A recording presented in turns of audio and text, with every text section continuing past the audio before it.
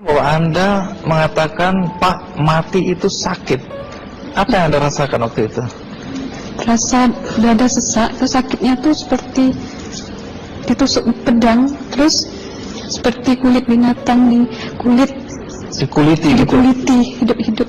Sakit sekali waktu itu Sakit rasanya? sekali. Terus di dada saya terasa sesak. Setelah itu paman saya mengajar saya mengucap kalimat thayyibah, terus mengucap doa kalimat syahadat, asyhadu an la ilaha illallah wa asyhadu anna muhammadar rasulullah. Apa betul waktu roh Anda itu dicabut dari kaki itu, Iya. Anda bisa melihat jasad Anda? Sempat saya melihat jasad saya pada waktu itu, tapi sebentar. Setelah itu saya dibawa pergi oleh dua orang malaikat ini. Dan pada waktu itu saya ingin ketemu sama ayah saya. Kebetulan ayah saya sudah meninggal. Dan suatu ayah saya meninggal, dia berusia 55 tahun. Setelah saya ketemu di sana, dia tuh berusia muda. Kok muda? Berusia 17 sampai 20 saya perkira.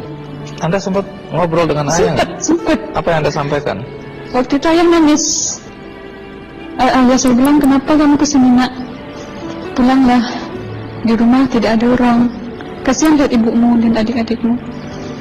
Tidak ayah, janjiku sama Allah sudah sampai. Dan pada waktu itu ayah saya menangis. Lalu apa yang dia ucapkan? Diam aja dia, terus hilang.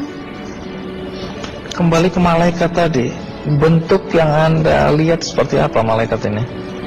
Dia ini laki-laki, tapi mukanya sama semua. Berapa malaikat?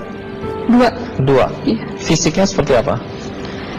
Seperti berserban, berpakaian ihram, mukanya sama. Wajahnya seperti apa? Wajahnya sulit saya gambarkan. Yang jelas dia ini sama, dua-dua itu sama rupanya. Apakah ada ucapan dari dua sosok yang Anda anggap malaikat itu? Ada. Apa kata mereka? Waktu itu saya mengalami perjalanan spiritual.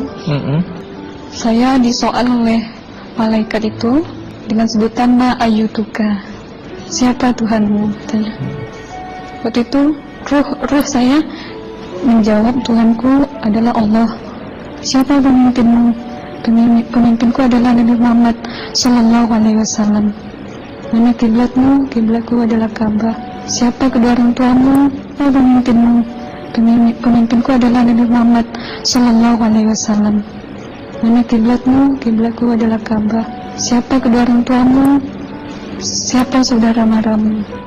Terus saya diperjalankan. Setelah itu kedua orang malaikat ini memimpin tangan saya, tangan kiri saya, membawa saya ke satu tempat, menduduki saya di sebuah kursi. Pada waktu itu kursinya tuh empuk, mungkin 8 busanya ya, cantik.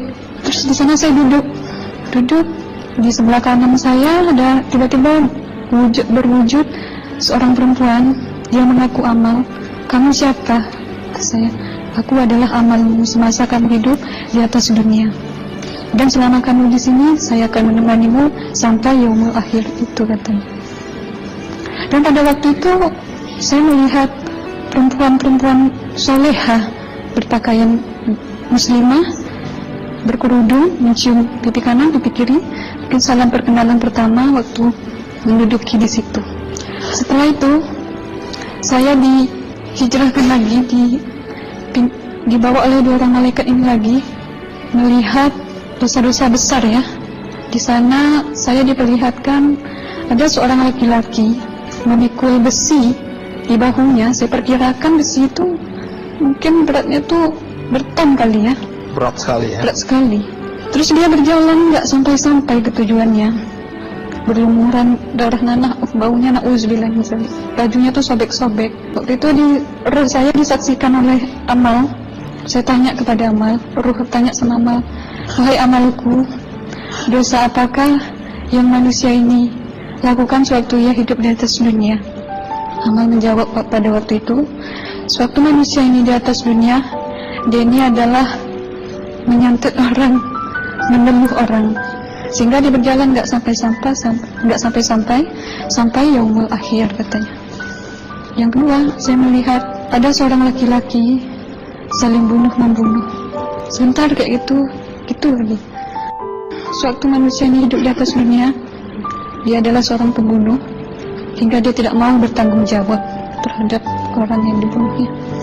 Terus yang ketiga, saya melihat ada seorang laki-laki dihujam kemaluannya pakai besi panas, timah panas itu ya, hingga menembus.